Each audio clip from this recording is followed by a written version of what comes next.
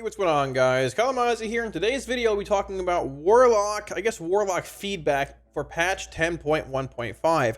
Now, I assume we're less than a month away from patch 10.1.5 hitting retail servers, and there's been a handful of changes to Warlock already. The AF changes, demo changes, and Crushing Chaos for Destro, but I want to give some feedback on the changes, which are honestly, I think, mostly pretty good, and a bit of feedback on some abilities and things that haven't changed, but maybe still can heading into the patch. Now, I want to temper expectations here that we're not talking about removing Siphon Life and putting Grand Warlock design in the class tree, due to the fact that this is a smaller patch, being a 0.5 patch, and we're likely pretty far into development. Now, those things very well might happen in the 10.2 feedback video, I would say a month and a half or so, but we want to temper, I guess, overall expectations here a bit, and, yeah, as much as I like that to happen, well, probably not happening in 3 weeks. So either way, like always, weak course add-ons down below, Twitch, Discord links. If you want to swing by there or hang out or ask any questions, feel free to do so. At the same time, links up here, Twitter, all that stuff, social media, if you want to follow there, or support on Patreon, which I appreciate a million times. Thank you. And yeah, let's just jump right into it, starting off very briefly with the class tree. All right, so getting into the class tree here, I will say that there's not a whole lot in the class tree that I think needs to be changed if you're looking at a 0.5 patch. Yes, obviously, Grim Feast is not played really anywhere. Grand Warlock's design should likely be in the class tree, but once again, I talked about it in the intro as well, we have to, I think, temper expectations for a smaller patch with it being this late into a smaller patch on PTR, development-wise, right? That those changes likely will be mentioned in the 10.2 feedback video, but with the patch being less than a month away, it's more of a tuning, probably numerical thing, or minor changes here and there. So with that being, I guess, keep that in mind, that being the case. So a few abilities here I want to talk about briefly. One being Abyss Walker. Now, it's actually not taken very often. We played it on Razagath, and I contemplated it actually on Sarkareth, but ended up not playing it. It's not a big deal. I feel like they could bump up the actual mitigation here from like 4% to like 8 or 10. 4 is pretty minuscule for a talent point commitment after circling, which is also sort of niche depending on when you're going to do it. It was big on Razagath because you circled through the actual waves and things, and that would mitigate some damage there. We played it there, but I think if it was actually a bit more relevant, it would see play in certain spots, even using circle as like a cooldown in a sense, a minor one. With it being 4%, it seems, I mean, it is pretty negligible, and it's not really worth the talent point commitment where you can put it in like Fiendish Stride or even like Profane Bargain or Fell Synergy. So if they bumped it up there a bit, it could see some play, but for the most part, it feels a bit undertuned where it's currently at. Besides that, there's not really a whole lot in the tree up here. It's more a, I guess, bottom part of the tree kind of issue. I don't know if issue is the word to use, but I guess the next thing I want to hit on is Soul Burn. So Demonic Circle Teleport, Demonic Gateway, Drain Life, Health Funnel, and Health Stone. They're all fine. I've used every ability here with Soul Burn at some point in time to, get through a mechanic or whatever. But I think one ability that could be here that is actually not, it should be, is Soul Stone. Add Soul Stone to Soul Burn and make your Soul Burn, or make your Soul Stone instant cast if you cast Soul Burn into Soul Stone. It is such a pain trying to res somebody with Soul Stone in the middle of a fight, in combat, whatever. I think we had the longest cast time for a battle res 2 of any class, I'm pretty sure. I think, could be wrong. It's a pain.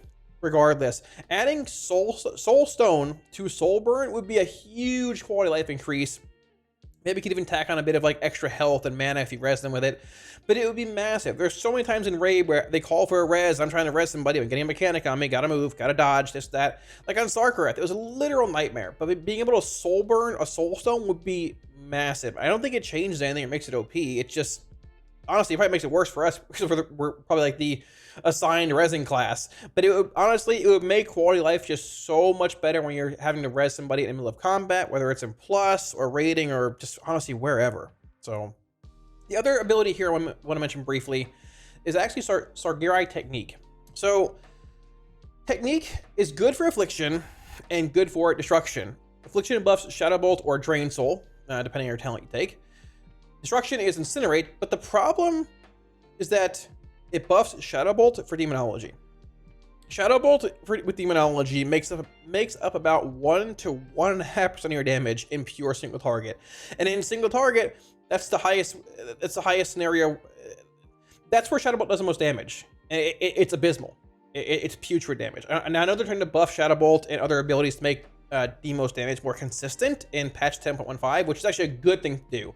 But I feel like shifting Sargerai Technique to Demon Bolt would actually be even a bit more beneficial than having Shadow Bolt be here. Demon Bolt, I believe, is like 4 to 5, maybe 6% of our damage without playing into like Fell Covenant, which, well, I guess on retail currently it's gone now. Without playing into Sack Souls, without playing into other abilities that would increase it in the past, like Stratagem and all that. But either way, I think it's relevant enough. How do I word this? I think it's it buffing Shadow Bolt. Like, we didn't even play this on Sarkareth. We simmed it, playing no talents in this ability was a 300 DPS loss. We put a talent point here and here, I believe. It's just like we more survivability. Doesn't matter. 300 DPS is negligible for the most part, right? If it affected Demon Bolt, though, it would be a lot more impactful. You'd have, I mean, you would have like relevancy in this ability for Demonology, and it would also help with Demo's, I guess, smoothing and sustain, because we do indeed still have Demonic Knowledge around next patch, thankfully, which gives you more Demon Bolt cast. So, as far as the clash is concerned, as far as like just, I guess, non-major points of feedback, please add Soul Stone to Soul Burn, change this to Demon Bolt for Demonology, and maybe can buff Abyss Walker a little bit. It's a cool ability, but it's probably a bit under-tuned at 4% and sees very, very niche play. But it could see more. It was 8%, maybe like 10%. So getting into Affliction here, there are a few talent nodes I want to hit on. There's one, okay, well, the first one is Agonizing Corruption, and this could likely just, it probably is just a 10.2 angle where you add a different ability here. If this was a rank 1 ability that gave the rank 2 value of this effect, giving you 2 stacks of agony per seed explosion, probably be okay, but I don't think making it a rank 1 ability, like 1 talent point ability, however you want to word it, is actually like probably worthwhile. The ability is cool. Like, thematically, it makes sense based on what AF does by applying, agonies and AoE via Vital Taint and then seeding to increase the stat count, but it hasn't worked out. Just hasn't. Like, you have enough damage in Seed and Sow and Soul Flame and Vital Taint spreading agonies. It just hasn't really been very good, and I'm not sure where this needs to go. Probably just a 10.2 change. Put a different talent here, the buff Seed or something.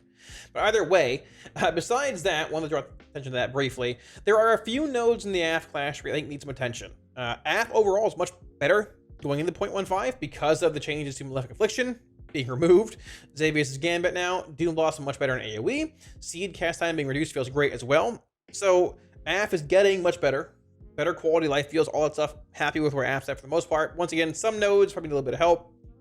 The first one here, I think, is AC and Siphon Life. Now, we're not getting into the SL, get rid of it, debate and all that stuff. Maybe in 10.2, but at this point, it's too late into the patch, being a 0.5 patch, I think.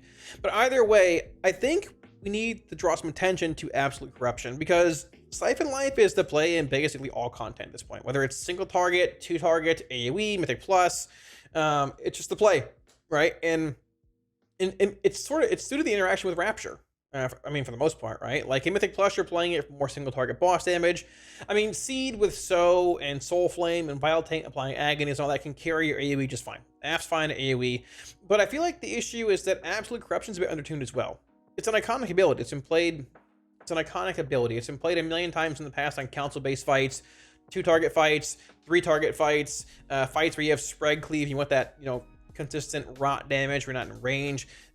It's an iconic ability, but it doesn't see play really anywhere because Siphon Life Mythic Plus is used for, a bit more like funnel damage on bosses, some prayer mobs, and, certain trash packs, all that kind of stuff.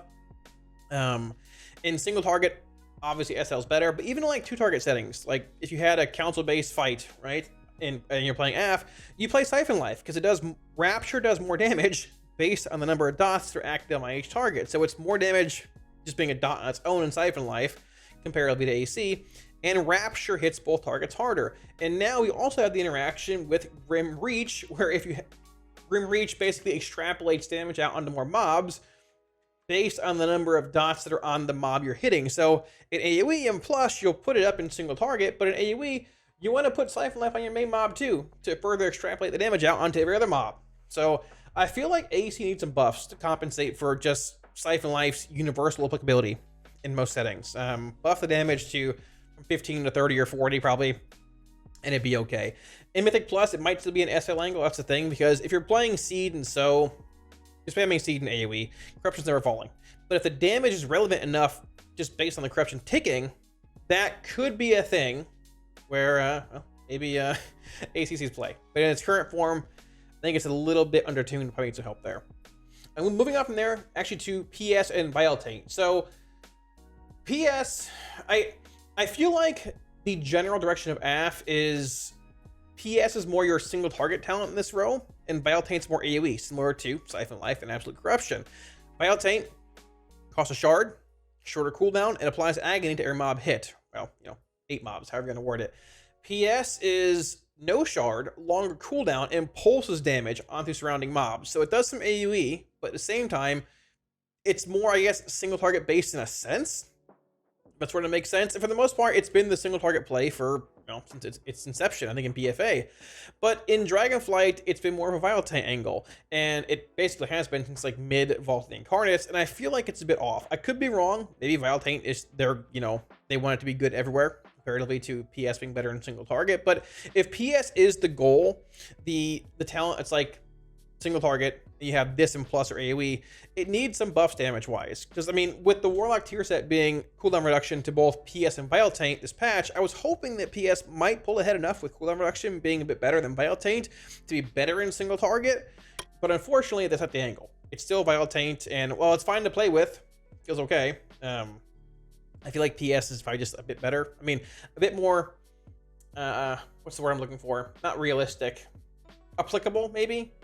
It feels like a single target ability comparatively to what is more of an AoE ability. So, see where that goes. Either way, I'm okay with, I guess, Vile Taint being better in single target, but yeah, feels like it might be, a bit undertuned there.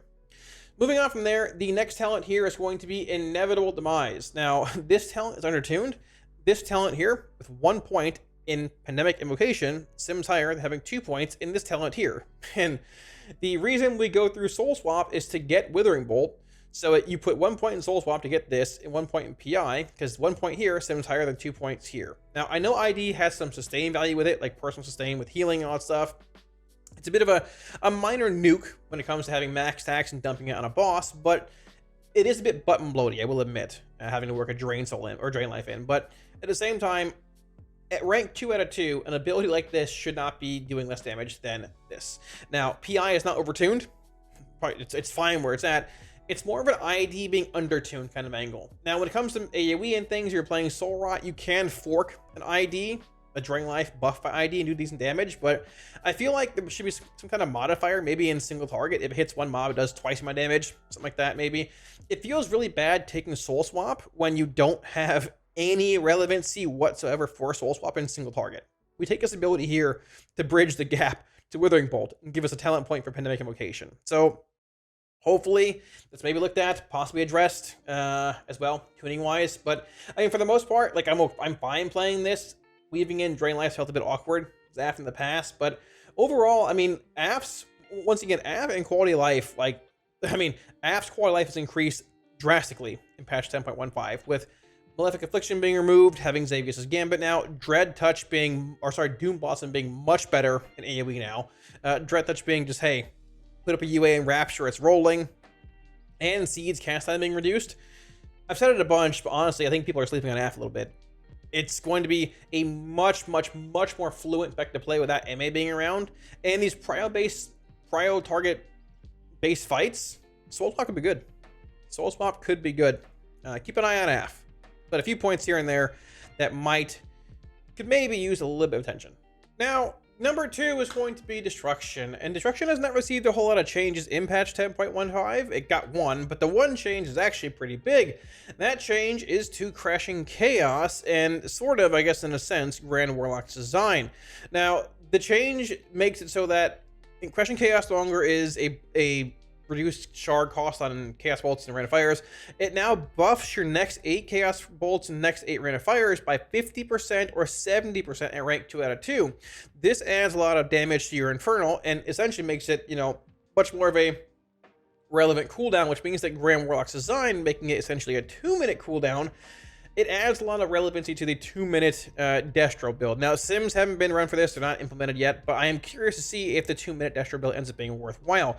I think it likely will. It might be a world of Malevolent Visionary and Haunted Soul Affliction, where they're both pretty close. One build has a lot more damage with cooldowns every 2 minutes, with Dark Lair doing big damage compared to with Visionary, compared to Haunted Soul being a flat line where Dark Lair doesn't do much at all. This could be Destro being a 2-minute base class with Infernal giving you a lot of value to your Chaos Bolts and things via Crushing Chaos, versus playing the same build you're playing for a long time, something like this, with more sustain, with Incinerate doing more damage consistently and everything else, and playing a build, or playing this, with just 3-minute Infernal. I'm hoping for Crushing Chaos to be good and 2-minute Infernal to be good, but either way, that's the one change. But there are also a few nodes, I guess, abilities that are worth mentioning that would take just a little bit of numerical tuning, but could go a long way to making Destro a bit more exciting and more playable in a handful of settings.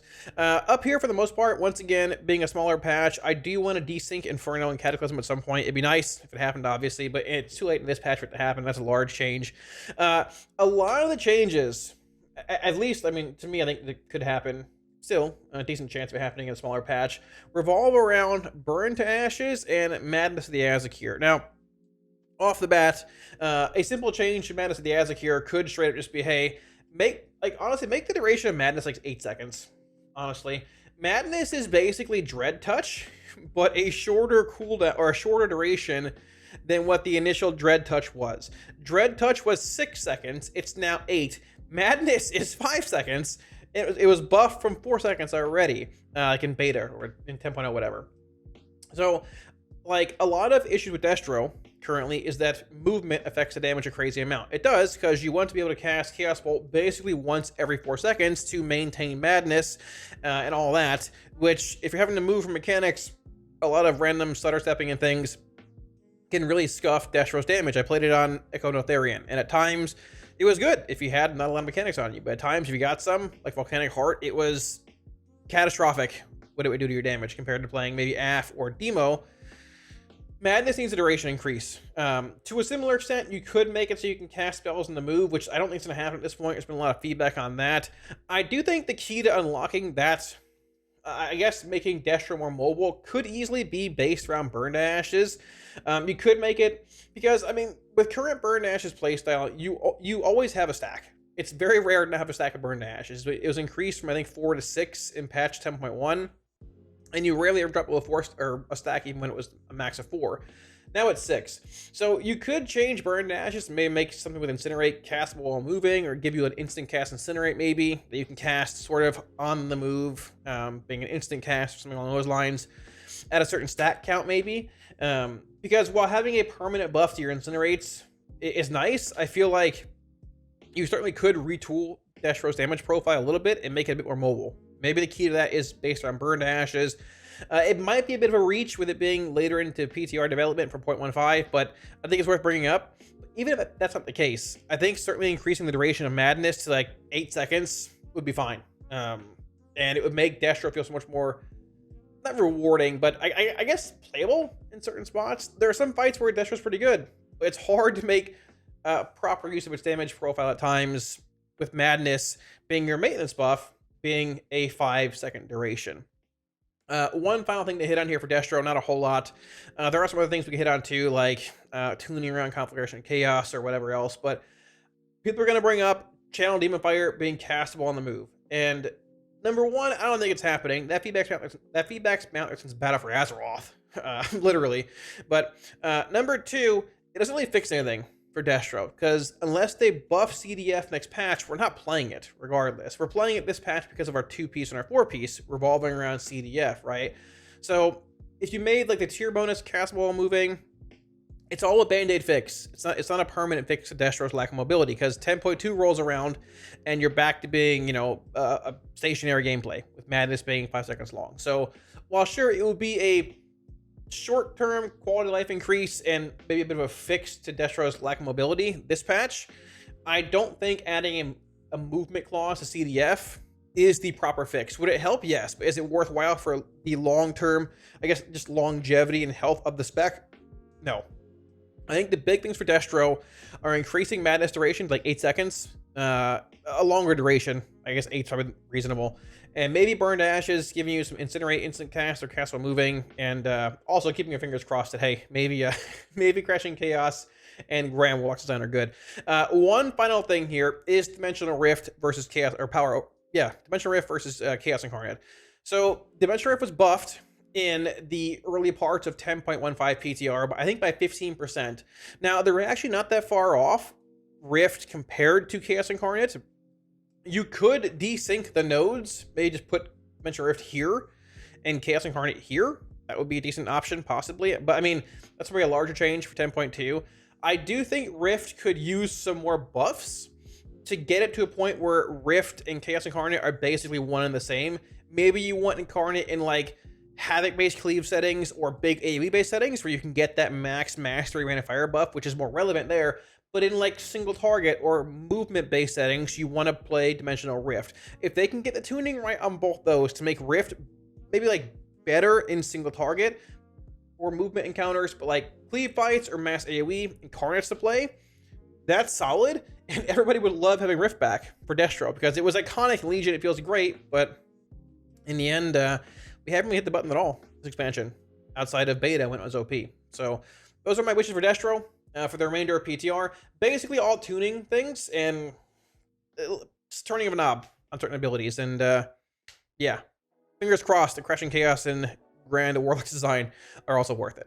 And lastly, we have Demonology. Now, the demo feedback is going to be a bit not as in-depth because a lot of changes have been made to Demonology, and we haven't really had much time to test with it yet, with Diablo coming out and us killing Sarkrath and things. But a lot of those changes were reverted, and there were baseline buffs made to like Hand of Gul'dan damage, some abilities like Imperator or Imperator, wherever this is added, Malefic Impact, Cavitation being over here, Heavy-Handed, and things like this. So we haven't tested a whole lot with these yet. Some talents are moved as well, like Inner Demons becoming a 1 point. Same with this, over here now. So I want to test more Demonology in the next coming week or so. I want to compare live sustained damage to PTR sustain as well and go from there a bit more in depth. But there are some general points I want to give here for Demo as well because I enjoy current Demo, but there are some nodes that can be a little better, I think. But they are still exciting and things like that. So getting into it here, number one. So Umbral Blaze moved from being over here in Cavitation spot to over here, which I think it makes more sense over here coming out of Power Siphon, Inner Demons, all the bolt side of the tree and that kind of stuff. They also added a clause to this where it will roll over. It'll basically extend if it procs on a target, sort of like, I guess like pandemicing in a sense, or adding more duration onto it. Like it'll retain the damage, which is nice. I think one thing they could do here, which is sort of a good middle ground between Hand of Doom and I guess where Umbral Blaze is currently at right now. Obviously, Hand of Doom would be great to come back. Love Hand of Doom back, but it's not the case right now. Is to make Umbral Blaze apply in AoE if it procs. Because currently, if Umbral Blaze procs on a mob in, let's say, a 7 or 8 stack target pull, any kind of stack target pull, right? It'll only apply to the mob that you cast Hand of Gul'dan on. But imagine a world where Umbral Blaze applied to every mob that Hand of Gul'dan hits. It sort of makes sense because the Hand of Gul'dan hits everything. It splashes. It should apply Umbral Blaze to every mob that it hits, right? That would be Hand of Doom-esque. It would make it relevant in Mythic Plus in AoE settings, and if it's good enough in single target, you just play it there anyways, right? I am actually sort of a fan of Umbral Blaze. Just the tuning's been a little off on it. The proc chance has been a little low, but they buffed the proc chance, and it's now more of a, I guess, damage-based thing, and is it relevant enough to play in Mythic Plus, more of a utility-based kind of thing? Is it relevant enough in these settings to play comparatively to, let's say, putting 2 points in Imp Gang Boss or somewhere else in this tree? In its current form, likely no. It probably needs a damage buff as well as some kind of Mythic Plus AoE applicability. But if both of those were done, Umbral Blaze could be a legitimate contender. So that would be a big point of feedback there. Moving on from there, Pact of the Imp Mother. So this ability reminds me of Hounds of War, which was here, the one that gave you a chance to reset your dogs, right? Because, so Pact of the Imp Mother, 8 and 16% chance to cast a Hand of Gul'dan for free, based on the number of shards spent in the previous Hand of Gul'dan. So if it was a 3-shard Hand of Gul'dan, you get 3 free imps. If it was 2 for whatever reason, or 1, you get 2 imps, or 1 imp from the proc of Pact, right? I feel like, I could be wrong here, but I feel like the issue with Pact is that there's too much RNG in it, in a sense, if it's like tuned properly or tuned at a rate where you'll notice it proccing a lot. And that's also further exacerbated by Imp Gang Boss. But at the same time, if it's under-tuned, it's just not very good, right?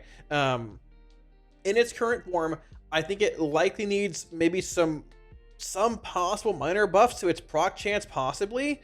But in the end, it's a cool ability, but I don't know if it's like, I don't know if it's, with how RNG Demo already is with refunds and Reign of Tyranny base damage and having so much value in your Tyrant every minute and a half, every 3 with Portal and things, I don't know what's the feedback to give on this ability.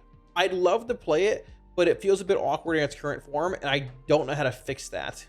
It might just be a 10.2 angle of just making a new ability, putting a new ability here. I'm not sure. The ability is cool. It's like, I like it. It's been around for a long time in certain forms, but I feel like it's not as strong as playing, you know, I mean, obviously not as strong as Pit Lord, not as strong as playing Antorin and Expendables. But if it's buffed too much, it becomes very strong, and Demo becomes this huge swingy class of who gets the right procs, who doesn't. It's already swingy enough with Nether Portal, Pit Lord, and full Tyrant value. So it's a hard place to be. There's something probably needs to change to Pack the Ant Mother, but I'm not exactly sure totally what it is. And I guess the next / final point here is I wouldn't mind seeing minor buffs to Immutable Hatred. So Hatred was a little bit behind Nether Portal play by about 1,000-ish DPS, I think, heading into this patch, until they fixed the bugs with Grimoire Felguard and other things. So Hatred was buffing Grimoire Felguard's damage. I believe it was, there's another bug somewhere where something else is buffing it as well. When they fixed those bugs, Hatred fell by a few thousand DPS more. I actually have sims right here. So my current sim on retail in pure single target is 131,207, playing Immutable Hatred, which is right here. It is 135 with Nether Portal. Now, yes, Portal is a bit more complicated, a bit more rewarding. At the same time, like, it's a lot more bursty because you have Pit Lord plus Reign of Tyranny plus big value rolling. But at the same time, Reign of Tyranny, or Hatred, can bring a bit more sustain outside of cooldowns. Not a whole lot. I mean, you're sitting at what, like 70, 65k here, roughly, dipping a bit low here before your big Tyrant and Portal. This is Hatred build. But looking at Portal build, you're sitting at a bit less, about, where are we at here? About 60k, downwards of 48k before your big Portal here. So, like, if sustained damage is something they want to address for Demonology, which, I mean, you know, it is, it's made that blatantly clear, I think some buffs to Immutable Hatred could actually be, they're totally warranted. And honestly, if you give me the option of playing the Pit Lord playstyle or the Hatred playstyle, while I do like Pit Lord, I probably opt for Hatred most of the time. It'd be really cool if there were settings where you could play both, if they simmed nearly the same, but some spots where you had big CDs like Sarkareth, with the haste buff, you wanted Portal. Other fights, like for Shock or like, I don't know, Magmarax, you might want Hatred for that more sustainable profile, right? Depending on the fight dies. So, because Demo in its current form is like smaller CDs, being Tyrant, Reign of Tyranny every minute and a half, and major CDs every 3 with Portal and Pit Lord and all that value there, right? At the same time, though, like, if you made those CDs, the minute and a half ones, maybe a bit more impactful by buffing Hatred and making Demo more of a bit more sustaining, I guess, and not as like incredible burst and just like no damage at all, I think I'd enjoy it a little more. I enjoy both playstyles, but I wouldn't mind a world where Hatred is played in most fights and Portal is maybe a little bit more niche. So we'll see where it goes. Could be a 10.2 thing. I'm semi-skeptical if Portal makes it through 10.2 anyways. It might, but it's caused a lot of problems this year as well, one being sustained. So we'll see where it goes. Could be a 10.2 angle, but either way, you could just straight up buff Hatred a bit this patch and, well, make them basically one and the same. So thanks for watching, guys. That wraps it up. Hopefully, I don't know, the video gave y'all some, I guess, insight into how Warlock looks currently in 10.15 PTR, and yeah, I guess we go from there. I will admit that with Sarkareth Prog taking up a lot of time and Diablo launching, we haven't been covering Warlock as much in the past few weeks on the channel, but at the same time, nothing's really happened over the past 2 weeks with Warlock on PTR. We had some very, very, very minor changes, and that's it. We need to run the new dungeon on stream and get it up here as well, and we need to test Demonology. But I wanted to wait a little bit and see, 1, for feedback, and 2, for like making big videos if they change anything else. So if this week, in a few days, they don't change anything, chances are high we get a lot of that rolling this weekend, or I guess next weekend, whenever this video comes out, and yeah, go from there. So let me know what you guys think of these suggestions and changes and feedback in the comment section below. Any questions, put them there as well. I'll be sure to get back to you. Like always, week wars and add-ons, profiles all for free on Twitch and Discord if you want. Links to both Twitch and Discord down below. At the same time, like always, I want to give one huge shout out to my patrons for all support on Patreon, guys. Thank you a million times. I really appreciate it. If you're looking at supporting on Patreon, should be a link up here, as well as somewhere down below in the video description. So it's funny. It feels like every single patch from 10.0.5, 10.1, now 10.1.5, and even looking back at earlier beta and stuff, Warlock has gotten a bit better, quality life wise, playability wise, sort of, you know, one and the same there, but it's gotten a little better, a bit more enjoyable, a bit more exciting every single patch. And 10.1.5 is one and the same. Quality life, much better. 2-minute destros back, possibly. We'll see where it goes. And hey, honestly, man, I mean, Demo's still pretty much Demo, but we've retained Demonic Knowledge. We lost our third dog, but I mean, it is what it is. If you give me the choice of Demonic Knowledge or third dog, I'd probably take a Knowledge, even though they're both great. Knowledge does more for the spec than third dog does. They're both close, though. But yeah, so all that being said, thanks for watching, guys. If you liked the video, hit the like and sub buttons below. Helps out a ton. And I will catch you all again soon on stream. Peace.